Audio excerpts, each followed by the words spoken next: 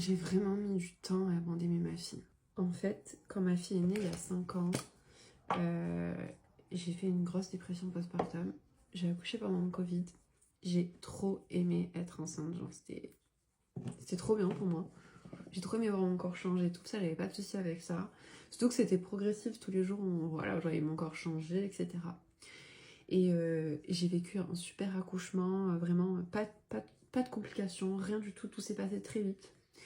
Et en fait, j'ai été bercée, mais genre pendant toute ma grossesse, même pendant les cours de préparation à l'accouchement, par l'entourage, par les gens, en mode tu vas rencontrer l'amour de ta vie. Genre, ça va être inexplicable, tu vas vraiment ressentir un truc que tu peux pas ressentir sans être maman. Mais du coup, moi, j'avais quoi? J'avais 22 ans quand j'ai eu ma fille. J'étais bercée par cette idée-là, je voulais trop vivre ça.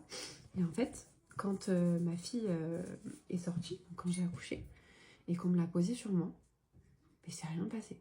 Genre, rien. Pour moi, je me disais, mais c'est quoi ce bébé? Si c'est à moi, genre, c'est moi qui l'ai fait.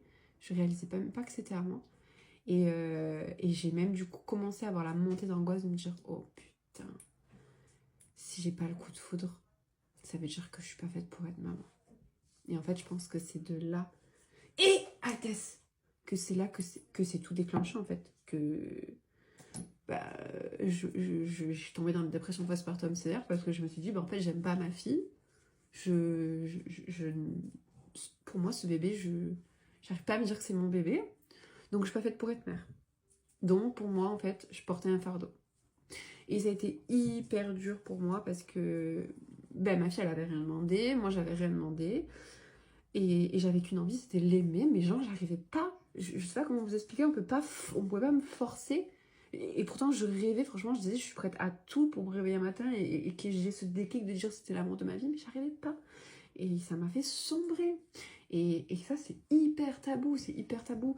On n'en parle pas, mais pas du tout. On reste sur le mythe de la maternité, c'est tout doux, c'est tout beau, c'est tout mignon. C'est l'amour fait tout oublier, la fatigue et tout. Mais c'est des conneries, c'est un ramassis de bêtises. Alors oui, il y a des femmes qui ont le coup de foudre et franchement, je les envie. Et tant mieux pour elles. Et ça existe, le coup de foudre. Ça existe, oui, oui, totalement. Mais genre, il y a 30% des mamans, et ça sort d'une étude en 2011, qui ressentent pas d'amour pour leur enfant quand il naît, genre. C'est énorme. Et c'est dû à plein de choses. C'est dû, déjà, la chute d'hormones, grosse chute d'œstrogène et de progestérone dès que l'enfant il sort. Donc forcément, les hormones, ça te dérègle complètement l'humeur, etc., etc.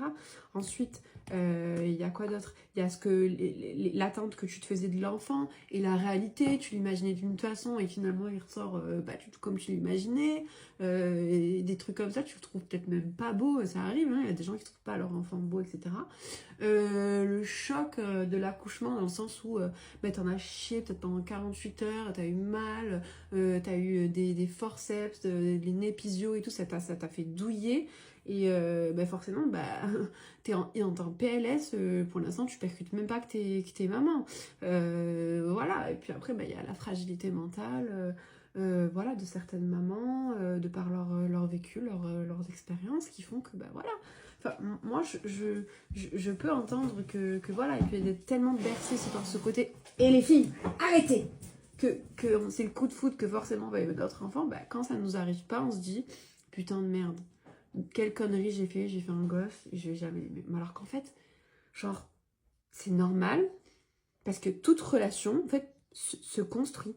Il y a pas de... C'est comme tout, on construit un amour. C'est pour ça qu'on vous préconise de faire beaucoup... Enfin, qu'on vous préconise. Ça, moi, je l'ai appris, effectivement, quand je me suis dit, faut trouver une solution. Là, je vais pas rester comme ça avec ma gamine que j'aime pas. On préconise, du coup, de faire du pot à pot, des choses comme ça, pour vous aider à créer du lien. Parce qu'en plus, on nous lâche complet dans la nature après l'accouchement. Genre, tiens, merci, au revoir, démerde-toi avec ton gosse.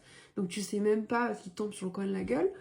Et t'es là, et moi j'en ai chié, heureusement que j'en ai parlé, que j'ai trouvé des professionnels qui m'ont aidé, mais ça force de passer du temps avec ma fille, etc. Et je vais être honnête, je pense que j'ai commencé vraiment à avoir un lien avec ma fille, genre quand elle avait 6-7 mois, où genre il y avait des sourires, etc.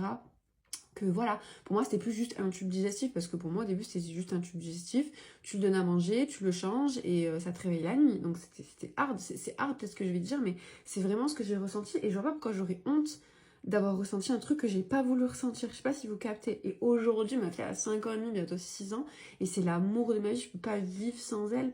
Quand je la vois, je me dis c'est la meilleure chose qui me soit arrivée. Mais c'est des choses qui arrivent.